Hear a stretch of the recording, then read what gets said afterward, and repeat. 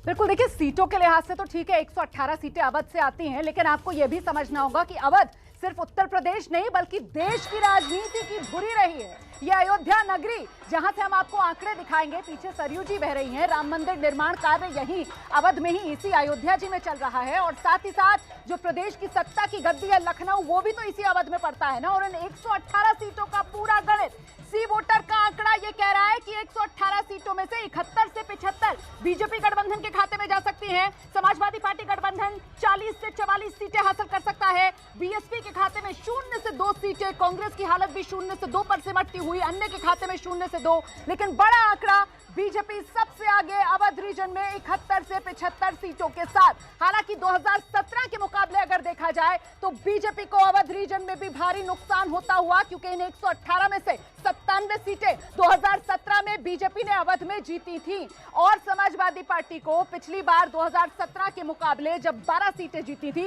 बड़ा फायदा यहां पर होता हुआ नजर आ रहा है। शोभना, बिल्कुल, तो अवध के इलाके में भी बीजेपी को नुकसान होता हुआ दिखाई दे रहा है। तो चलिए फटाफट तुलनात्मक आंकड़े हम आपको दिखा देते हैं, क्योंकि हम आपके लिए ओपिनियन पोल लगातार लेकर आ रहे हैं। और पिछले 3 महीनों में अगर हम तुलना करें आंकड़ों की अवध रीजन में, तो क्या कहते हैं आंकड़े? लीजिए आंकड़े आपके सामने। अवध रीजन में 118 सीटें, बीजेपी को 68 से 72 सीटें नवंबर में मिलती हुई दिखाई दे रही थी, दिसंबर में 72 से 76, और आज की तारीख की अगर हम बात करें तो 71 से 75 सीटों पर बीजेपी ने बढ़त बनाई हुई है। समाजवादी पार्टी 40 से 44, दिसंबर में 38 से 42, फिर एक बार नवंबर के आंकड़े को दोहराया है आज की तारीख ने, 40 से 44 सीटें समाजवादी पार्टी के खाते में 118 में से जाती दिखाई दे रही हैं।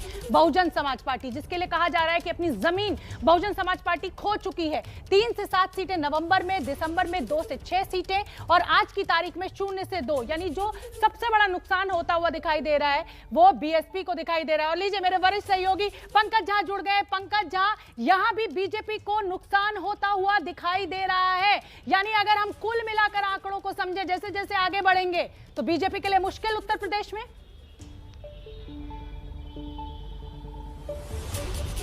शोभना, मैं आपको परिचय करा दूं, मेरे साथ कुछ 2 खास मेहमान भी है। बाईं ओर है दयाशंकर सिंह, आजकल बहुत खबरों में रहते हैं, और बाईं ओर लाल टोपी में समाजवादी पार्टी के हैं मनोज राय धुपचंडी जी।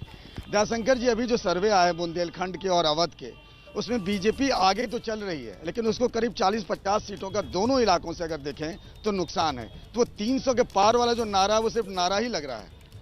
देखिए, हर बार चुनाव से पहले आप लोग का आकलन जो होता है उसके विपरीत रिजल्ट आता है। 2019 में भी जब सपा और बसपा का गठबंधन हो गया, कह रहे हैं कि 300 पार अभी भी आपको लग रहा है?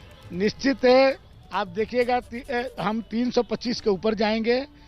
और माननीय जोगी जी के जो कार्य है, जो उत्तर प्रदेश में जो हुआ है, इससे जनता जितनी प्रभावित है, आप देखेंगे कि पहली बार आज़ादी के बाद आप जिस काम की बात कर रहे हैं तो वहाँ तो राम और कृष्ण और अयोध्या यही सब चल रहा है। तो ये बताइए, जो काम 500 वर्षों से नहीं हुआ, हमारे कितने लोगों ने, करोड़ों लोगों ने, देशवासियों ने जो सपने देखे थे 500 वर्षों से, वो जो पूरे नहीं हुए, वो इस कार्यकाल में पूरा हो रहा है। ये जो लाल टोपी पहने आप, इनको रेड अलर्ट खतरा क्यों बताते हैं?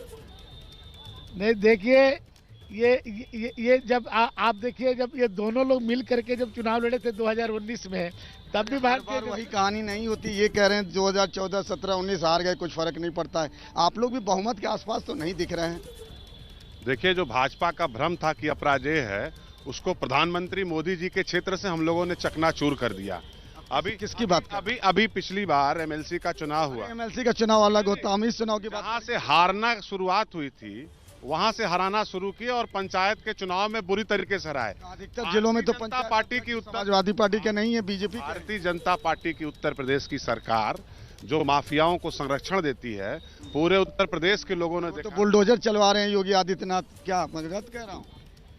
ये कह रहे हैं माफियाओं की सरकार चला रहे हैं। देखिए, पहले उत्तर प्रदेश जब समाजवादी पार्टी की सरकार थी या बहुजन समाज पार्टी की सरकार थी, तो जिलों के नाम से, माफियाओं के नाम से जिले जाने जाते थे। ये क्या कह रहे हैं? अच्छा, बनारस का माफिया कौन है योगी जी का प्रिय? चंदौली का माफिया कौन है विधायक जो योगी जी का प्रिय है? मिर्जापुर में कौन है माफिया जिसने जिला पंचायत अध्यक्ष बनाया? दयाशंकर जी बताएं ना। भदोही का कौन माफिया है? और कौन माफिया है जिसने गाजीपुर में अपनी बहू को जिला पंचायत अध्यक्ष बनाया? देखिए आज जो है कोई उत्तर प्रदेश में कोई माफिया नहीं है, सभी माफिया है तो जेल के अंदर है या उत्तर प्रदेश छोड़ करके भाग गए हैं।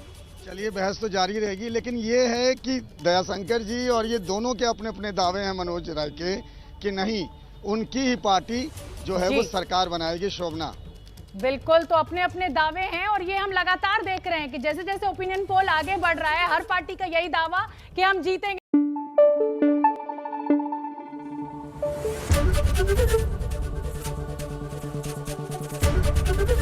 एबीपी न्यूज आपको रखे आगे।